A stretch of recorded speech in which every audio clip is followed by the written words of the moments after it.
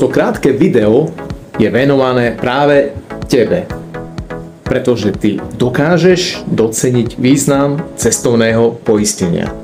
Ideš na dovolenku, no z nejakého dôvodu sa ti s ním, tak povediac, nechce babrať. Keďže okrem mojej hlavnej pracovnej činnosti, ktorou sú reality, som registrovaným finančným agentom v rámci NBS aj v sektore poistenia, dokážem ti s tým rýchlo a hlavne efektívne pomôcť. PS. Pár mojich známych na tohtoročnej májovej dovolenke v Egypte pocítilo jeho, ako to nazvať, význam. PS2. Zvykne sa tomu vravieť aj faraónova, ale to sú všetko len také maličkosti, taká čerešnička na torte, pretože kvalitný